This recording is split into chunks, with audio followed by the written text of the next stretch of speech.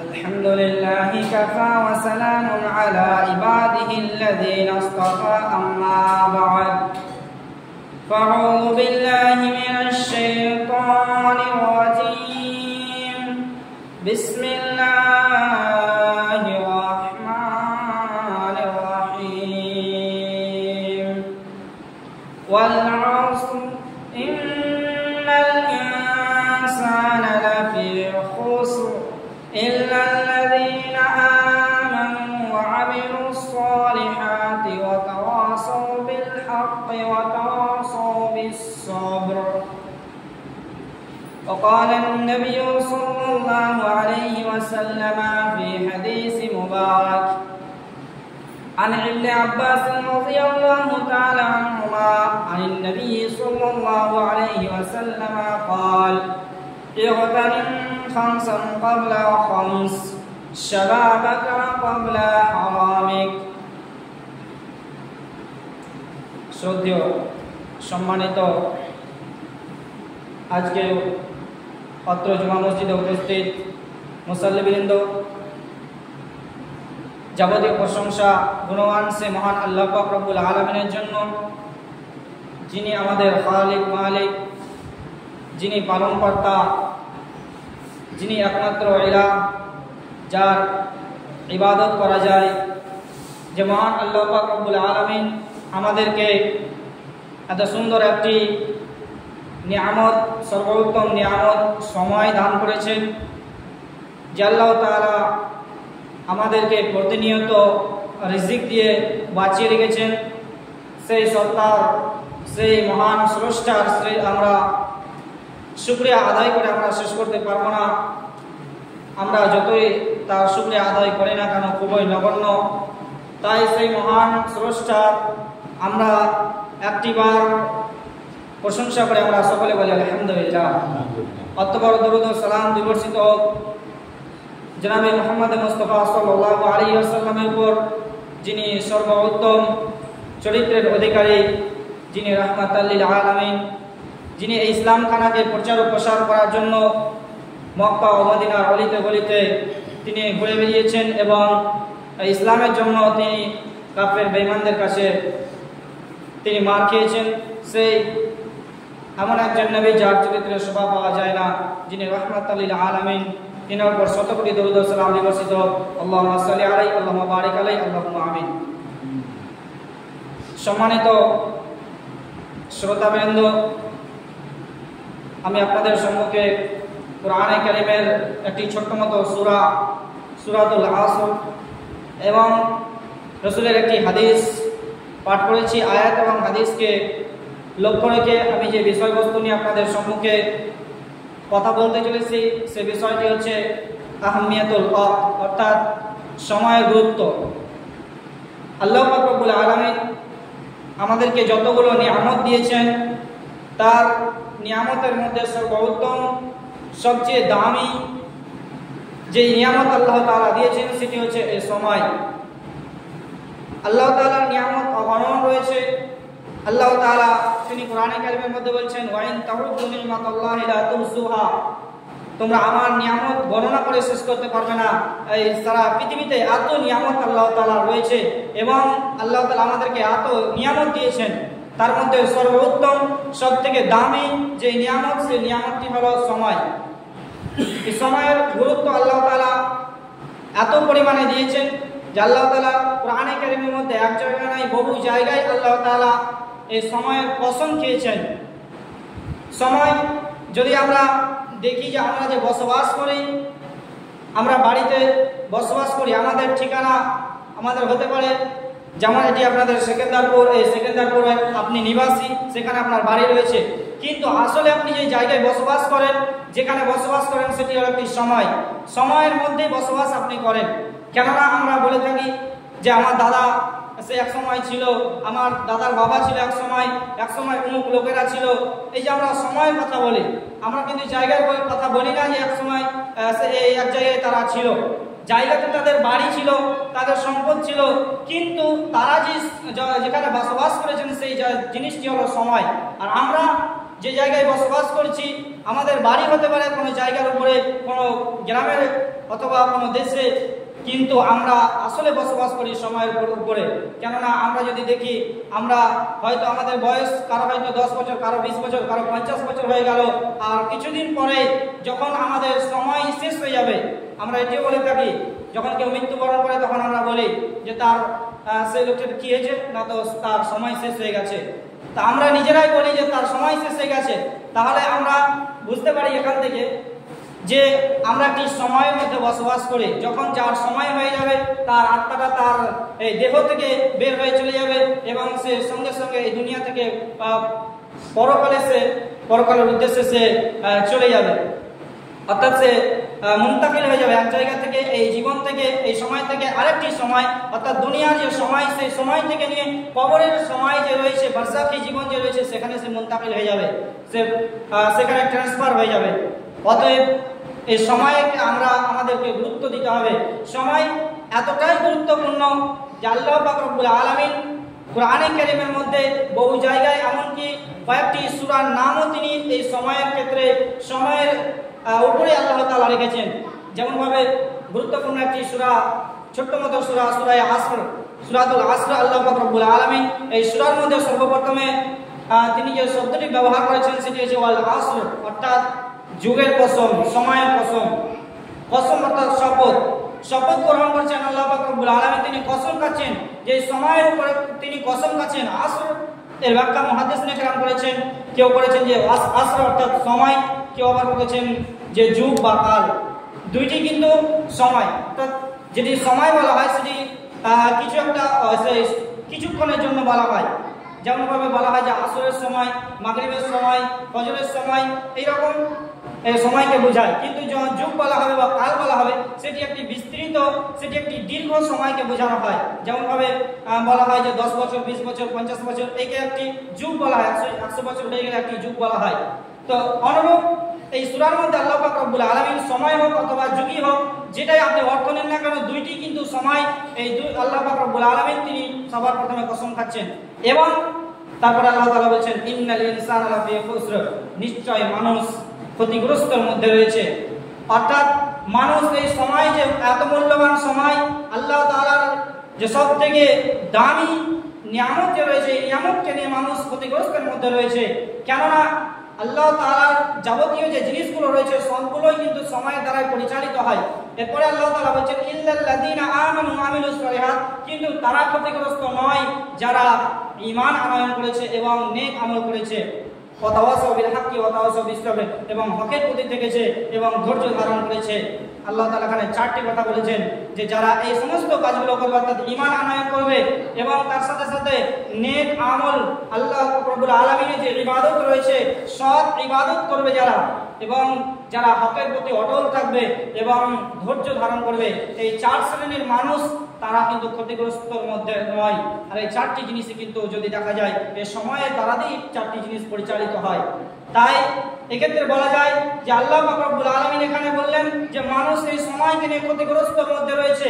আর এটা পরিষ্কার সে রাসূলের হাদিস থেকে আমরা বুঝতে পারি, যেখানে রাসূল করিম সাল্লাল্লাহু আলাইহি ওয়াসাল্লাম তিনি বলছেন, ইবনে আব্বাস রাদিয়াল্লাহু তাআলা হাদিসটি বর্ণনা করছেন, সহিহ বুখারীর মধ্যে হাদিসটি এসেছে, রাসূল করিম সাল্লাল্লাহু আলাইহি ওয়াসাল্লাম বলছেন নি'মাতানে মাকবুনুন ফীহিমা কাসীরুম মিন নাস, অর্থাৎ দুইটি নিয়ামত এমন রয়েছে যে দুইটি জিনিসকে নিয়ে মানুষ ক্ষতিগ্রস্তের মধ্যে রয়েছে। মাকবুনুন অর্থাৎ ক্ষতিগ্রস্তের মধ্যে রয়েছে, প্রতারণার মধ্যে রয়েছে, ধোঁকায় রয়েছে।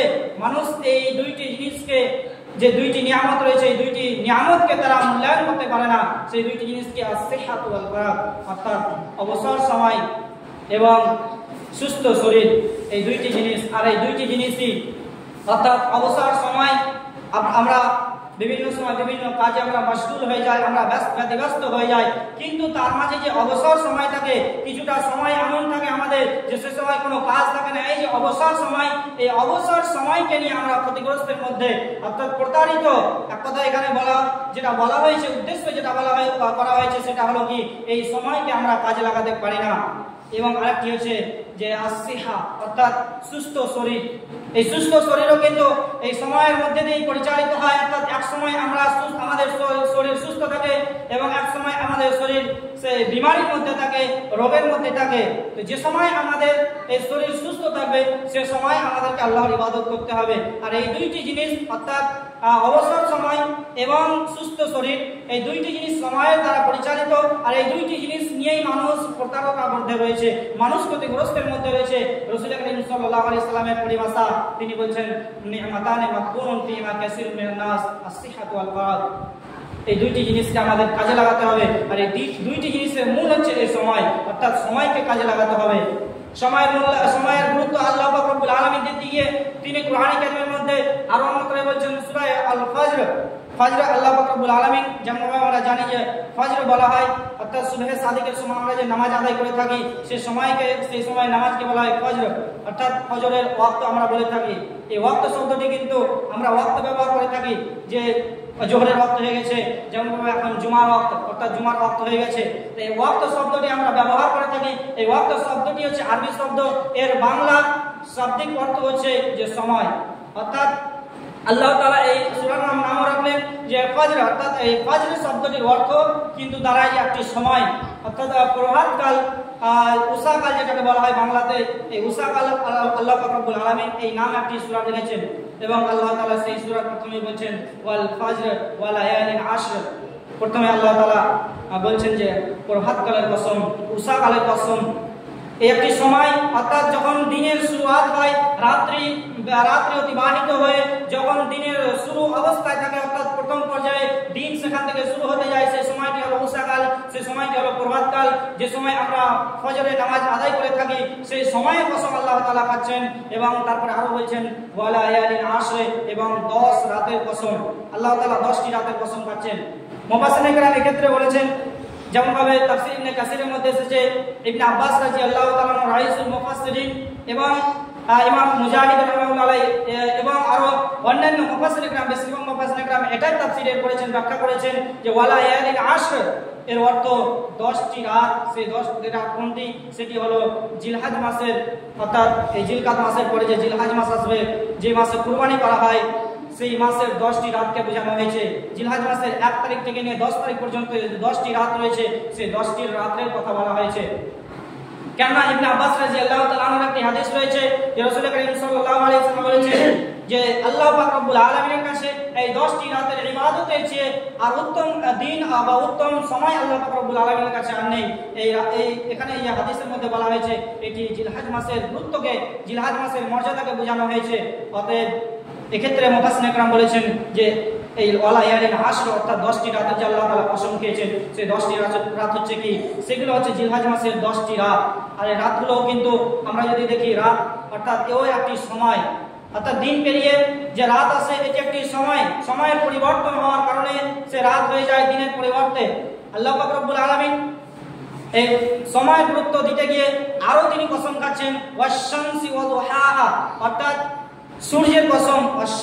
শামস বলা হয় সূর্যকে, এখন যে সূর্য উদিত হয়ে আছে এই সূর্যকে আরবিতে বলা হয় শামস। তো ওয়াশ-শামসি ওয়া দুহাহা, সূর্যের কসম, ও দুহাহা এবং তার কিরণের কসম।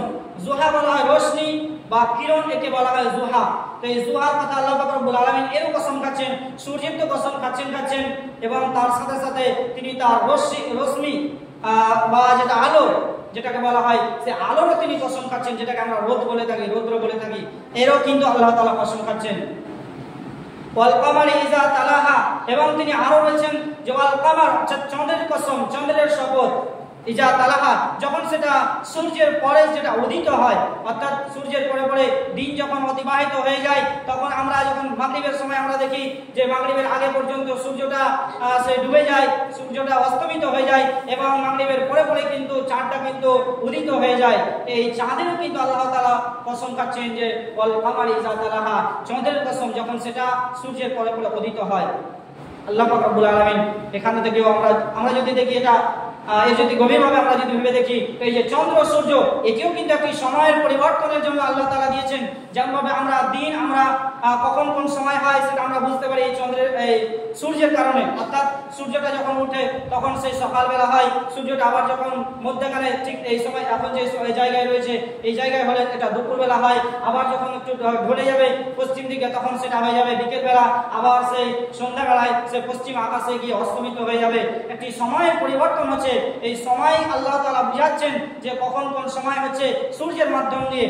এবং এরপরে পরে যে চন্দ্র আসছে, এই চন্দ্র কিন্তু আমাদেরকে দিন গণনা করার জন্য, সময়কে গণনা করার জন্য আল্লাহ তাআলা, এই হিসাব করার জন্য আল্লাহ তাআলা চন্দ্রকে দিয়েছেন।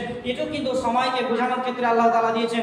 যেমন ভাবে আমরা প্রথম দিন যখন চাঁদ ওঠে তখন আমরা দেখি যে একদম শুরু থাকে, দ্বিতীয় দিন তার থেকে একটু মোটা হয়, তৃতীয় দিন তার থেকে আরো মোটা হয়, করতে করতে করতে যখন 14 দিনের পূর্ণ চাঁদ হয়ে যায় তখন সম্পূর্ণ একটি রুটিন মতো হয়ে যায়। আবার যখন 15 দিনের পরে হতে থাকে তখন আস্তে আস্তে কমতে কমতে কমতে আবারও কিন্তু সে আগের পর্যায়ে এসে তখন 27 বা 28 যে দিন হয়ে যায় চন্দ্রদিন, সেই চন্দ্রদিনে কিন্তু সেটা অস্ত এসে ডুবে যায়, চাঁদটা আমরা কিন্তু আর দেখতে পাই না, যেটাকে অমাবস্যা কাল বলা হয়। তো সেই সময় সেক্ষেত্রে আল্লাহ পাক রব্বুল আলামিন এই যে চন্দ্রকে আল্লাহ তাআলা দিয়েছেন, এই চন্দ্রকেও কিন্তু একটি সময়কে হিসাব করার জন্য আল্লাহ তাআলা দিয়েছেন। আর এই সময়ের গুরুত্ব বুঝাতে গিয়ে আল্লাহ তাআলা তারও কসম খাচ্ছেন, যার দ্বারা দিয়ে আল্লাহ তাআলা এই সময়কে আমাদেরকে বুঝাচ্ছেন। এবং দিনের দিন যে আমাদেরকে বুঝাচ্ছেন আল্লাহ তাআলা, অর্থাৎ সূর্য, এই সূর্য এবং চন্দ্র দুটারই আল্লাহ তাআলা কসম খাচ্ছেন। আল্লাহ পাক রব্বুল আলামিন আরো অন্যত্র বলেছেন সূরা জুহার মধ্যে আল্লাহ তাআলা বলেছেন ওয়াজুহা, অর্থাৎ পূর্বাহ্নের কসম। পূর্বাহ্ন অর্থাৎ জুহা বলা হয় চাঁদের সময়কে, অর্থাৎ যখন সূর্যটা সুবহে সাদিকে যখন সূর্যটা উঠে যায়, কিছুটা ওঠার পরে প্রায় 1.5 থেকে 2 হাত মতো যখন উঠে যায় সূর্যটা, তখন আলো সেরকম ভাবে ছড়ায় না, অল্প পরিমাণে আলো ছড়ায়, সেখান থেকে রোদের তাপ সেরকম হয় না। সেই সময়টাকে বলা হয় যে জুহা, অর্থাৎ চাঁদের সময়। সেই চাঁদের সময়েও আল্লাহ তাআলা কসম খাচ্ছেন, সেটিও কিন্তু একটি সময়। এবং এই চাঁদের ক্ষেত্রে রাসূল করিম সাল্লাল্লাহু আলাইহি ওয়াসাল্লাম একটি সুন্নাত হচ্ছে যে এই চাঁদের দিন নামাজ আদায় করতেন। চাঁদের সময় যেহেতু সে সূর্য ওঠার, সূর্যটি 1.5 থেকে 2 হাত যখন উঠে যায় তখন সময় হয়ে যায়, কিন্তু এক্ষেত্রে চাঁদের নামাজ পড়া হয় 8টা থেকে 9টার এইদিকে সময়ে। ওলামা کرام বলেছেন এ পড়া সব থেকে বেস্ট, অর্থাৎ ভালো। তো এক্ষেত্রে সেটা আলাদা মাসলা। এখানে যেটা আপনাদেরকে বোঝাতে চাচ্ছি, অর্থাৎ আল্লাহ পাক রব্বুল আলামিন সময়ের এতটাই গুরুত্ব দিয়েছেন যে বারবার আল্লাহ তাআলা একবার সূর্যের, একবার চন্দ্রের, একবার সূর্যের কিরণের, একবার সূর্যটা যখন কিছুটা উঠে যাচ্ছে তখনকার, একবার আল্লাহ তাআলা দিনের, একবার রাতের, একবার আল্লাহ তাআলা কিছু দিনের, একবার আল্লাহ তাআলা সেই কয়েকটি দিনের, এরকম ভাবে আল্লাহ তাআলা সৌর বৎসরের, চন্দ্র বৎসরের, আল্লাহ তাআলা সব দিক দিয়ে সময় যত দিক দিয়ে আল্লাহ তাআলা ঘিরে রেখেছেন সময়কে, প্রত্যেকটি বিষয়ে আল্লাহ তাআলা সময় কসম খাচ্ছেন এবং আমাদেরকে সময়কে বুঝিয়ে দিচ্ছেন যে সময়টা এতটা গুরুত্বপূর্ণ, এতটাই গুরুত্বপূর্ণ সময় যে বারবার আল্লাহ তাআলা শপথ নিয়েছেন আল্লাহ পাক রব্বুল আলামিন, এবং মানুষদেরকে সতর্ক করেছেন বিভিন্ন কাজে, বিভিন্ন সময়ে আল্লাহ তাআলা বিভিন্ন ইবাদতের ক্ষেত্রে অথবা বিভিন্ন মাসালের ক্ষেত্রে আল্লাহ তাআলা এই শপথ করে আল্লাহ তাআলা তিনি মানুষকে সতর্ক করেছেন। অতএব আমরা বুঝতে পারি যে সময়ের গুরুত্ব কতটা রয়েছে আল্লাহ পাক রব্বুল আলামিনের কাছে। আল্লাহ পাক রব্বুল আলামিন যে নিয়ামতগুলো আমাদেরকে দিয়েছেন তার মধ্যে সবচেয়ে মূল্যবান যে জিনিসটি রয়েছে সেটি হলো সময়। আমরা অনেকে বলে থাকি যে সময় অমূল্য রতন, অর্থাৎ সময়ের চেয়ে মূল্যবান কোনো জিনিস হয় না। মাসিক তাহারিক পত্রিকার মধ্যে এসেছে, সেখানে দেখলাম যে তিনারা একটি ঘটনা বর্ণনা করেছেন। একজন ব্যক্তি সে কিছুটা সে হীরার টুকরো পেয়েছে, একটি হীরার টুকরো পেয়েছে। সে জওহারের কাছে একজন, অর্থাৎ যারা হীরার কাজ করে তাদের কাছে নিয়ে গেছে, একজনের কাছে নিয়ে গেছে। সে বলছে এই জিনিসটার দাম কত হবে? সে বলল এটার দাম তখনই হবে যখন এর উপরে কারুকার্য করা হবে, অর্থাৎ এর উপরে ডিজাইন করা হবে, এটাকে পরিষ্কার পরিচ্ছন্ন করে যাতে করে সে ঝকমকে হয়, এইরকম দেখতে লাগে। সে যখন ডায়মন্ডটা এইরকম হবে, হীরাটা এরকম হবে, তখন কিন্তু দাম হবে। আর এর জন্য কিন্তু অনেক টাকা খরচা করতে হবে। তখন সেই ব্যক্তি বুঝতে পারলো যে এই জিনিসটার কতটা দাম রয়েছে, সে ব্যক্তি বুঝতে পারলো। তখন সে রাজি হয়ে গেল যে যত টাকা এর আগে আমি এটাকে ঠিক করব, আমি এর উপরে কারুকার্য করাবো। যখন সেই ব্যক্তি সেই লোকটিকে নিয়ে গেল, অর্থাৎ যে জওহার রয়েছে, যে হীরের কাজ করে, তাকে নিয়ে গেল, তার বাড়িতে নিয়ে গেল। আর জওহারের আরেকটি গুণ ছিল যে সে গান জানতো। যেমন আমাদের ছেলেদের, আমাদের যুবকরা অনেকে গান জানে, যেহেতু গানটি কিন্তু হারাম, তারপরেও কিন্তু তারা মুখস্থ করে থাকে। যেগুলো হারাম কাজ সেগুলো কিন্তু তারা বেশি করছে। তো সেক্ষেত্রে এখানে যেটা বলা হয়েছে যে জওহারি কিন্তু তার একটি গুণাগুণ ছিল যে সে জওহারের কাজ জানার সঙ্গে সঙ্গে সে কিন্তু গানও জানতো। সে ব্যক্তি গল্প করতে করতে তার সঙ্গে গল্প হলো, সে জানতে পারলো সে ব্যক্তিটি অর্থাৎ যে হীরাটি নিয়ে গেছিল যে জওহার সে গান জানে, সে বললো তো তুমি গান শোনাও আমাকে। সে গান শোনাতে শুরু করলো, মানে এমন এক পর্যায়ে হয়ে গেল সে গান শুনতে শুনতে শুনতে দুপুর পেরিয়ে বিকাল পেরিয়ে রাত্রি হয়ে গেল, কিন্তু তার হীরার কাজটি হলো না। তখন সে ব্যক্তি যখন সন্ধ্যা হয়ে গেল বলছে আমার পারিশ্রমিক দাও। সে ব্যক্তি আশ্চর্য হয়ে গেল, অর্থাৎ যে হীরাটি যে নিয়ে গিয়েছিল সে ব্যক্তি আশ্চর্য হয়ে গেল যে তুমি তো এখনো পর্যন্ত হাতই দাওনি হীরাটিকে পরিষ্কার করার জন্য অথবা কারুকার্য করানোর এর উপরে কারুকার্য করার জন্য, আর তুমি আমার কাছে পারিশ্রমিক চাইছো। বলছে যে হীরার কোনো দাম হয় না, দাম হয় সময়ে। আমি সময় আপনাকে দিয়েছি, আপনাকে সময় আর মূল্য আমাকে দিতে হবে। সেই ব্যক্তিটি বাধ্য হয়ে তাকে টাকা দিতে, সেই টাকা তাকে দিয়ে দিল। অতএব এখান থেকে ঘটনা থেকে আমরা এটা বুঝতে পারি যে সেই ব্যক্তিটি হীরার মূল্যটা বুঝতে পেরেছিল যে মূল্য কতটা, কিন্তু তার চেয়ে যে মূল্যবান জিনিস সময়, এই সময় কিন্তু সে মূল্য বুঝতে পারেনি। সেই ব্যক্তি জওহার সেই সময়ের মূল্য জানতো, তাই সে তাকে গান শুনিয়ে সময় পার করে দিয়ে তার কাছ থেকে টাকা নিয়ে নিল, কিন্তু সে যে মেন কাজটি সে কাজটি করলো না। অতএব আমরা এখান থেকে বুঝতে পারি যে সময়ের কতটা গুরুত্ব। সময়ের গুরুত্ব বোঝাতে গিয়ে রাসূল করিম সাল্লাল্লাহু আলাইহি ওয়াসাল্লাম তিনি অনেকগুলো হাদিস এসেছে সম্পর্কে। রাসূল করিম সাল্লাল্লাহু আলাইহি ওয়াসাল্লামের যে মাশহুর হাদিসগুলো রয়েছে তার মধ্যে একটি হচ্ছে ইবনে আব্বাস রাদিয়াল্লাহু তাআলা আনহুর একটি হাদিস রয়েছে। রাসূল করিম সাল্লাল্লাহু আলাইহি ওয়াসাল্লাম বলেছেন ইকতানিম খামসান ক্বাবলা খামস, অর্থাৎ পাঁচটি সময়ের পূর্বে পূর্বে, পাঁচটি জিনিসের পূর্বে পূর্বে তোমরা পাঁচটি জিনিসকে মূল্যায়ন করো, পাঁচটি জিনিসকে গনিমত মনে করো। আল্লাহ পাক রব্বুল আলামিন যে পাঁচটি জিনিস দিয়েছেন আর পাঁচটি বিপরীত জিনিস আসার পূর্বে পূর্বে সেই পাঁচটি জিনিসকে তোমরা গনিমত মনে করো, সেটিকে তোমরা মূল্যায়ন করতে শিখো, সেই জিনিসগুলো তোমরা সঠিকভাবে ব্যবহার করতে শিখো।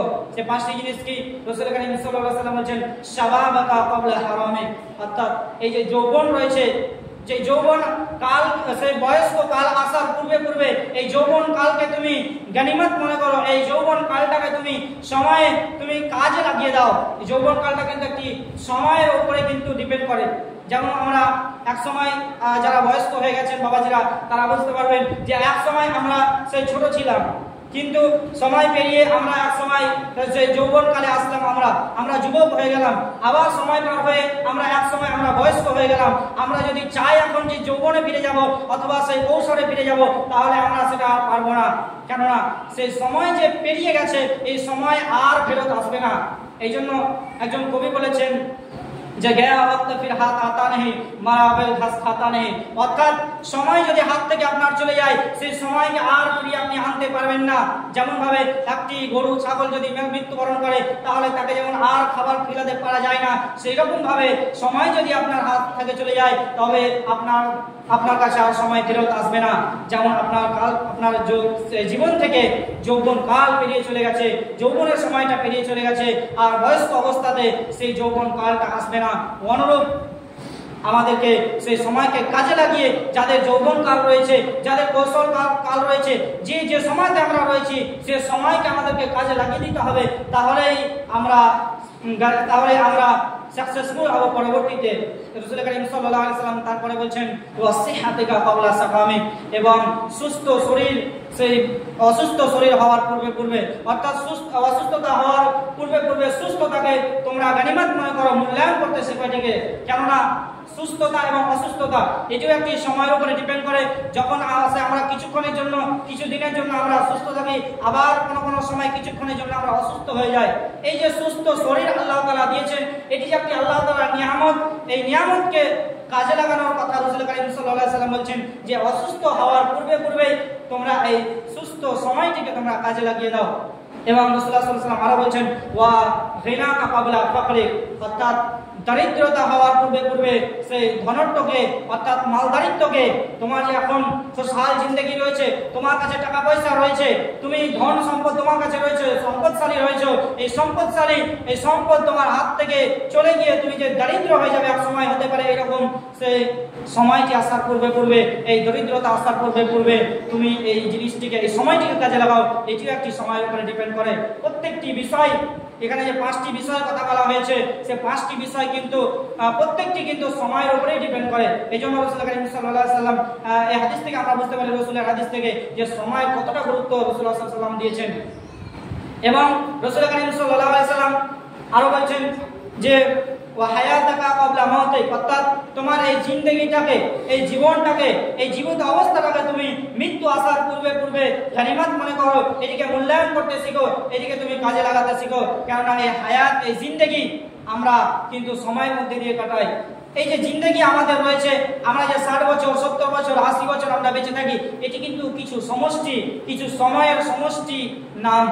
অর্থাৎ জীবন এর অপর নাম হবে যে জীবন কাকে বলা হয়। যদি প্রশ্ন হয় যে জীবন কাকে বলা হয়, তাহলে এর উত্তর এটাই হবে যে কিছু সময়ের সমষ্টিকে বলা হয় জীবন। অর্থাৎ যেমন কয়েক বছর আমরা কৈশোরকাল পাই, শৈশবকাল যেটাকে বলা হয়, কয়েক বছর আমরা যৌবনকাল পাই, কয়েক বছর আমরা বয়সন্ধিকাল পাই, কয়েক বছর আমরা বার্ধক্যকাল পাই। এই যে আমরা কিছু কিছু সময়, এই সমস্ত জিনিস, এই সমস্ত সময়গুলোকে মিলিয়ে কিন্তু জীবন। এই যে রাসূল কারীম সাল্লাল্লাহু আলাইহি ওয়াসাল্লাম বলছেন ওয়া হায়াতাকা ক্বাবলা মাউতিক, অর্থাৎ তোমার মৃত্যু আসার পূর্বে পূর্বে এই সময়ের সমষ্টিগত যে জীবনটা রয়েছে, এই জীবনটাকে তুমি কাজে লাগাতে শিখে নাও। এই সময়টাকে তুমি গনিমত মনে করো, এই সময়টাকে তুমি মূল্যায়ন করতে শিখো। এই সময়টাকে যদি মূল্যায়ন করতে না শিখো, তাহলে তুমি যেদিন মৃত্যুবরণ করে যাবে, সেই দিন আল্লাহ পাক রব্বুল আলামিনের কাছে সময় চাইবে, কিন্তু আল্লাহ তাআলা আর সময় দিবেন না। আল্লাহ পাক রব্বুল আলামিন সেই দিন কিন্তু আর ফেরত পাঠাবেন না।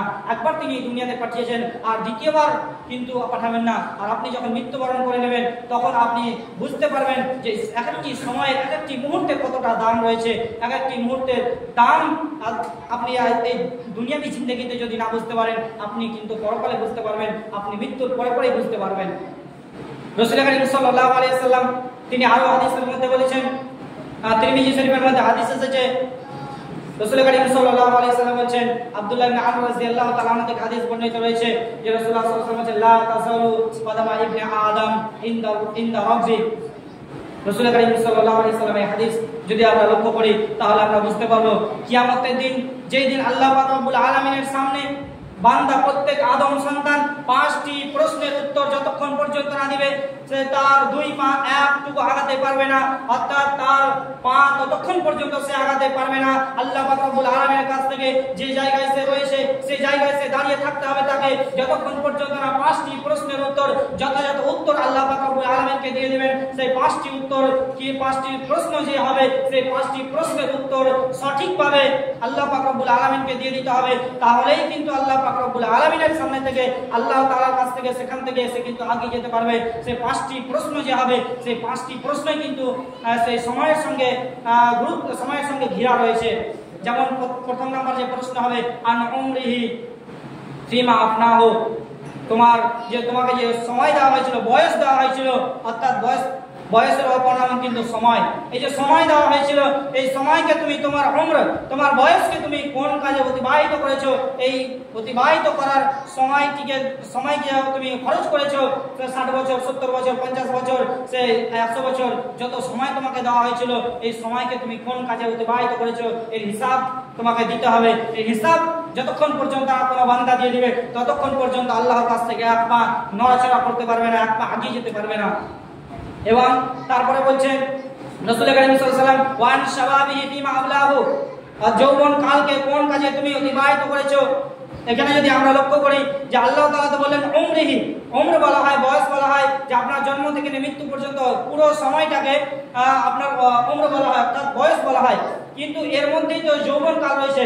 তারপরেও আল্লাহ তাআলা যৌবন কালের এখানে কথা বলছেন যে ওয়ান শাবাবি ফিমা আবলাহু, অর্থাৎ তুমি তোমার যৌবন কালকে কোন সময়ে, কোন কাজে তুমি অতিবাহিত করেছো।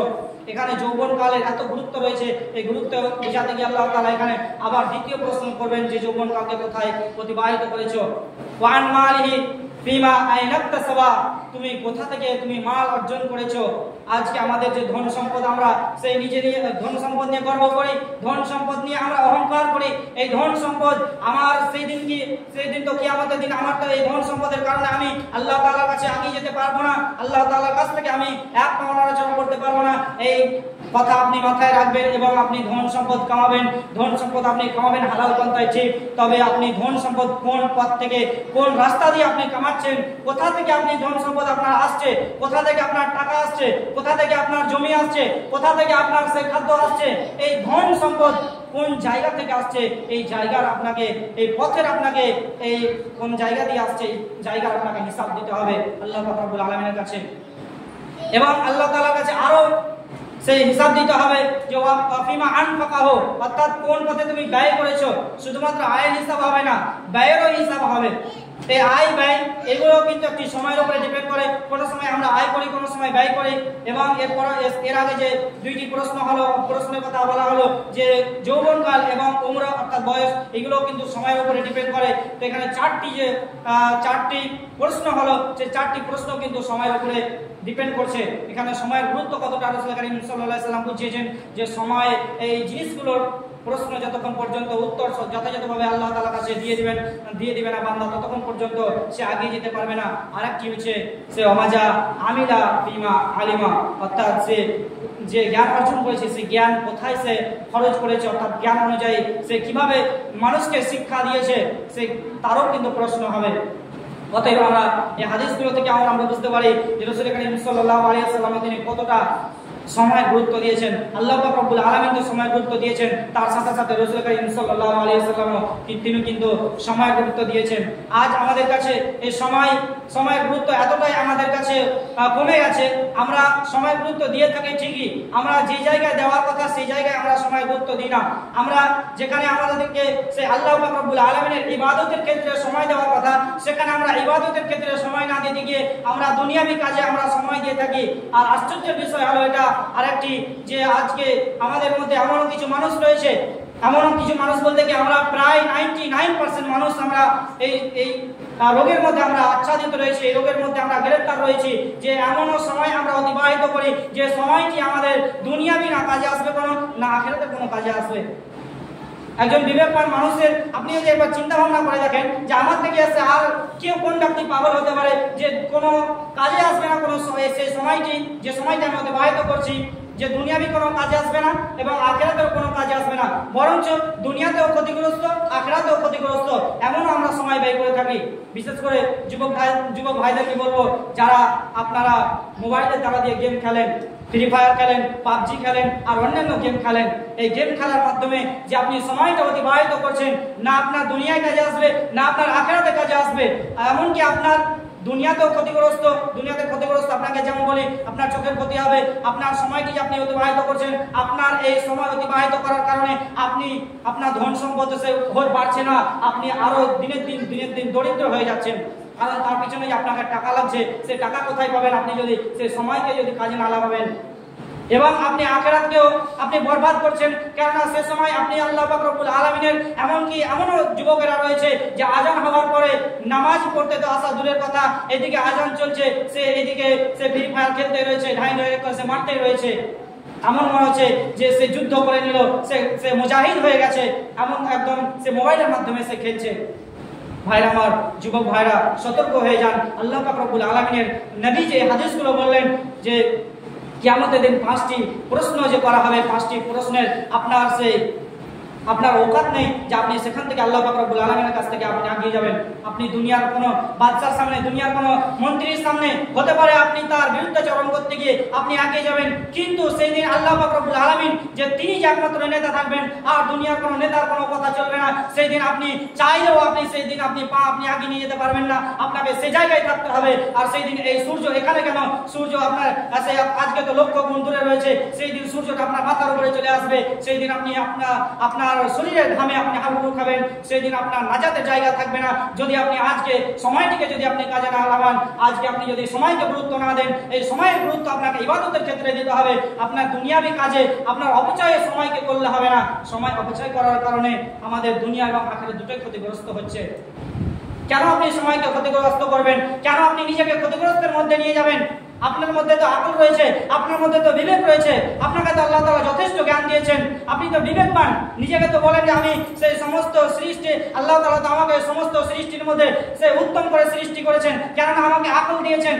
একটি গরুকে, একটি ছাগলকে, একটি মহিষকে, একটি সে বনের প্রাণীকে, তাকে আকল আল্লাহ তাআলা দিয়েছেন, কিন্তু সে ভালো মন্দের মধ্যে পার্থক্য করতে পারে না। আর আমাকে আল্লাহ তাআলা সে বিবেক দিয়েছেন যা আমি ভালো মন্দের মধ্যে পার্থক্য করতে পারি। তারপরেও কেন আপনি সময়কে অযথা কাজে আপনি সে নিজেকে ক্ষতিগ্রস্তের মধ্যে ডালছেন, আপনি ক্ষতিগ্রস্তের মধ্যে নিজেকে নিমজ্জিত করছেন। আপনি যদি এতই সেই বিবেকবান হবেন, আপনি যদি নিজেকে মানুষ যদি আপনি দাবি করেন, আপনি তো আল্লাহ পাক রব্বুল আলামিনের ভাষায় আপনি তো চতুষ্পদ জন্তু থেকে, আপনি তো শুয়োরের থেকে, আপনি তো শুকরের থেকেও আপনি নিকৃষ্ট।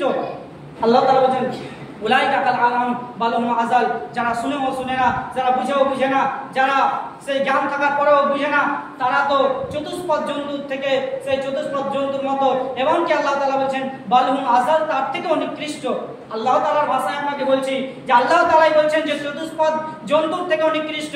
চতুষ্পদ জন্তু কাকে বলা হয়? যাদের চারটি পা রয়েছে। সে একটি কুকুরেরও চারটি পা রয়েছে, একটি ছাগলেরও চারটি পা রয়েছে, এমন ভাবে একটি শুয়ারেরও, আমরা যে খারাপ ভাষায় বলে থাকি সেটিকে, কিন্তু সেটি আরবিতে বলা হয় খিনজির, আর উর্দুতে বলা হয় শুয়ার। অর্থাৎ শুয়ারেরও যে চারটি পা রয়েছে সেটি একটি চতুষ্পদ জন্তু। এর থেকেও আপনি নিকৃষ্ট আল্লাহ তাআলার ভাষায়, আমার ভাষায় নয়। আপনাকে যদি কষ্ট লাগে, আমার কিছু করার নেই, আল্লাহ তাআলাই বলছেন। এমনকি এর থেকেও খারাপ ভাষা বলে আপনাকে আমি বলতে পারি, কিন্তু যেহেতু মসজিদের মধ্যে এবং খুতবার মাধ্যমে, তাই আপনাকে এবং এই মুখের ভাষা খারাপ করা যাবে না, তাই আপনাকে সেই ভাষা দিয়ে আপনাকে বলছি না। আপনি যেহেতু বিবেকবান, আপনি বুঝে গেছেন যে আপনাকে আমি কি বলতে চাইছি, অতএব আপনি সময়কে কাজে লাগান। সময়কে যারা কাজে লাগিয়েছিলেন তাদের ইতিহাস আজকে আমরা পড়ে থাকি। সময়কে যারা কাজে লাগিয়েছিলেন তাদের সেই প্রত্যেকটি কথাকে আমরা মূল্যায়ন করে থাকি। সময়কে কাজে তো লাগিয়েছিলেন সাহাবায়ে কেরাম রাদিয়াল্লাহু তাআলা আনহু, এবং তার থেকেও বেশি সময়কে কাজে লাগিয়েছিলেন রাসূল করিম সাল্লাল্লাহু আলাইহি সাল্লাম এবং সকল নবীগণ। সেই নবীদের কিসসা কাহিনী, তাদের ঘটনা, তাদের কথা, প্রত্যেকটি কথাকে আমরা মেনে চলি, এবং সাহাবায়ে কেরাম রাদিয়াল্লাহু তাআলা আনহুদের সেই কথাকে আমরা মূল্যায়ন করে চলি। এবং আমাদের সাহাবে সালেহিনগণ, অর্থাৎ সাহাবাদের পরবর্তী সাহাবারা এবং তাবেঈন, তাবেঈন এবং তারপরে পরে মুহাদ্দিসিন ইকরাম এবং যত তাদের অনুসারীরা চলে গেছে, রাসূলের অনুসারী, প্রত্যেকের কথাকে আমরা মেনে সেই তাদের কথাকে আমরা মূল্যায়ন করি, তাদের জীবনকে আমরা অধ্যয়ন করি, তাদের জীবনীকে আমরা পড়ে থাকি। কেন? তারা সময় গুরুত্ব দিয়েছে। এমন আমাদের সাহাবদের মধ্যে চলে গেছে যারা 30 খণ্ড, 40 খণ্ড, 50 খণ্ড তারা বই লিখে চলে গেছেন। আজকে আমরা তাদের মতোই তো সময় পেয়েছি, আমরা কি করে নিচ্ছি? আমরা তো একটিও বই লিখতে পারছি না, এমনকি তাদের বইগুলোই আমরা পড়ে শেষ করতে পারছি না। এমন তারা সময় গুরুত্ব দিয়েছেন, সময়ের মূল্য তারাই বুঝেছেন। এই কারণে তারা এতগুলো বই তারা লিখে চলে গেছেন। তারা তাদেরকে সারা পৃথিবীর মানুষ তাদেরকে স্মরণ করছে। যেমন ভাবে সালাফে সালেহিনরা সময়ের গুরুত্ব তেনারা করে গেছেন, তারা সময়ের ক্ষেত্রে গুরুত্ব মানুষদেরকে বুঝিয়েও গেছেন। তেনারা বলেছেন, যেমন ভাবে ইমাম ইবনুল কাইয়িম রাহিমাহুল্লাহ আলাইহি তিনি বলছেন যে ইজাতুল ওয়াক্তি আশাদ্দু মিনাল মাউত, অর্থাৎ সময়কে অপচয় করা এটি মৃত্যুর থেকেও ভয়ঙ্কর। মৃত্যুর থেকেও ভয়ঙ্কর কেন? তিনি তাফসীর করেছেন লিআন্না ইজাতুল ওয়াক্তি তুকতাউবা আনিল্লাহ আদ-দারিল আখিরাহ, কেননা এই অপচয় সময় তোমাকে আল্লাহ এবং সেই আখিরাত থেকে বিচ্ছিন্ন করে দেয়, আখিরাত থেকে এবং আল্লাহ পাক রব্বুল আলামিনের স্মরণ থেকে বিচ্ছিন্ন করে দেয় এই অপচয় সময়টা। এবং রাসূল কারীম এবং তিনি আরো বলেছেন যে ওয়াল মাউতু ইয়াক্তাউ আনিদ দুনিয়া ওয়া আহলিহা, আর মৃত্যু তো শুধুমাত্র দুনিয়া থেকে এবং নিজের পরিবার থেকে সে বিচ্ছিন্ন করে, সে আলাদা করে, কিন্তু সময় আপনাকে সেই দুনিয়া থেকে বিচ্ছিন্ন করে আপনার আখিরাত থেকে এবং আল্লাহর স্মরণ থেকে বিচ্ছিন্ন করে দেয়। আর যার শেষ পরিণাম হবে জাহান্নাম। সেই রাসূল কারীম সাল্লাল্লাহু আলাইহি ওয়াসাল্লামের হাদিস, বিভিন্ন হাদিস থেকে আমরা প্রমাণিত রয়েছে যে আমরা বুঝতে পারি। ইমাম ইবনুল কাইয়িম রাহিমাহুল্লাহ আলাইহি তিনি আরো বলেছেন যে কুল্লু আফাতিন তাদখুলু আলাল আবদি ফাসাবাবু আজিয়াউল আবদি ওয়া ফাসাদুল কলবি, অর্থাৎ মানুষের উপরে যে দুঃসময় চলে আসে, বিপর্যয় চলে আসে, আর যেটা অন্য ভাষায় বলা যায় যে অত্যাচারের মধ্যে যে মানুষ নিপীড়িত, সেই নির্যাতিতের মধ্যে যে মানুষ করে যায়, এর কারণ হলো যে ওয়াক্তকে অর্থাৎ সময়কে অপচয় করা এবং নিজের অন্তরকে সে খারাপ করে দেওয়া। এ সম্পর্কে রাসূল করিম সাল্লাল্লাহু আলাইহি ওয়াসাল্লামের হাদিস রয়েছে যে এই আমাদের যে কলব রয়েছে, আত্মা রয়েছে, এটি কিন্তু সমস্ত শরীরকে মেনটেন করে। এটি যদি আমাদের খারাপ হয়ে যায় তাহলে আমাদের পুরো শরীরটা খারাপ হয়ে যাবে। আর সময়ের ক্ষেত্রে যদি আমরা সময়কে বিনষ্ট করে দিই তাহলে আমাদের পরবর্তীতে আমাদের উপরে বিপর্যয় নেমে আসবে, আমরা ক্ষতিগ্রস্তের মধ্যে পড়ব। এরকমভাবে ওলামা একরামদের আরো অনেক আকওয়াল রয়েছে, তিনারা সময়ের গুরুত্ব দিতে গিয়ে, গুরুত্ব বোঝাতে গিয়ে তিনারা অনেক কথাই তিনারা বলেছেন। যেহেতু সময় শেষের দিকে, সেই দিকে যাচ্ছি না। এমনকি শুধুমাত্র এটি বলে শেষ করে দেব যে আমাদের সালাফগণের মধ্যে এমনও কিছু সালাফ ছিলেন, অর্থাৎ এমনও কিছু ওলামা একরাম ছিলেন যারা সময়ের গুরুত্ব এতটাই দিতেন যে তারা দিনে তো তিনারা কোরআন হাদিসের অধ্যয়ন করতেন, তিনারা লেখালেখি করতেন, এমনকি রাত্রিটাকেও তিনারা 3টি ভাগে ভাগ করতেন। একটি ভাগে তারা লেখালেখি করতেন এবং একটি ভাগে তিনারা সেই কোরআন কারীম তেলাওয়াত করতেন এবং একটি ভাগে তিনারা সে ঘুমাতেন। তিনারা রাত্রিটিকেও তিনারা ছেড়ে দিতেন না। রাত্রিটি আল্লাহ তাআলা বলেছেন আরামের সময়, অথচ আরামে করার সঙ্গে সঙ্গে তিনারা সেই রাত্রিটিকে কাজেও লাগাতেন।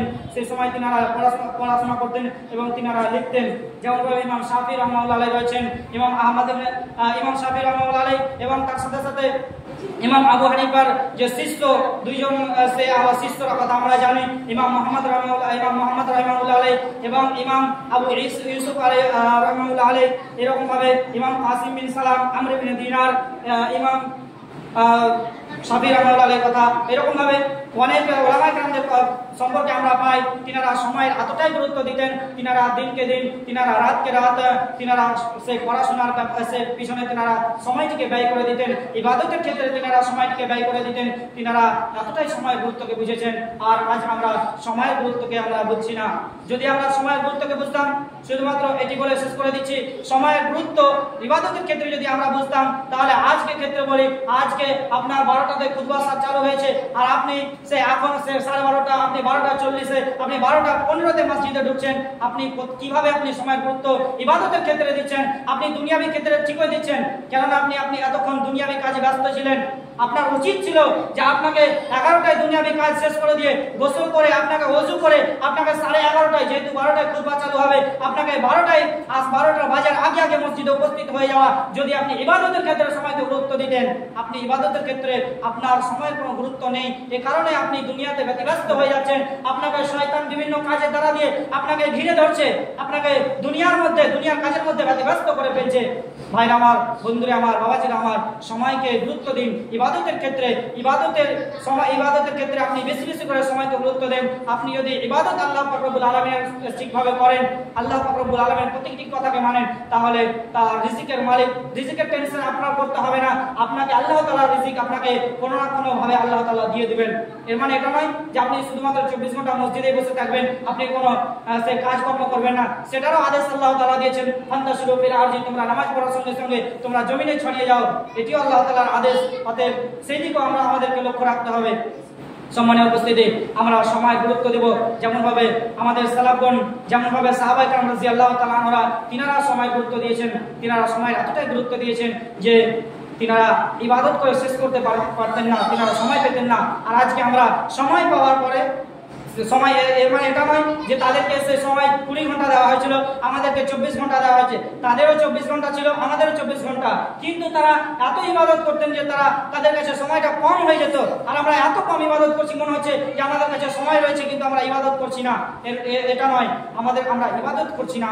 আমাদেরকে এই সময়কে কাজে লাগিয়ে দিতে হবে। এই সময় তবে আমরা সময়ের গুরুত্ব আমাদের দেওয়া হবে। সময়ের গুরুত্ব তখনই আমাদের হবে যখন আমরা সময়কে কাজে লাগাবো। অতএব আল্লাহ পাক রব্বুল আলামিনের কাছে পরিশেষে দোয়া করি, আল্লাহ তাআলা যাতে করে আমাদেরকে এই সময়গুলোর গুরুত্ব দিয়ে ইবাদত বান্দেগি করার তৌফিক দান করেন এবং যাতে করে আমাদেরকে আল্লাহ তাআলা আমাদের গুনাহগুলোকে ক্ষমা করে দিয়ে জান্নাতে যাওয়ার পাথেয় হিসেবে আল্লাহ তাআলা এই সময়টিকে গ্রহণ করে নেন। আমিন।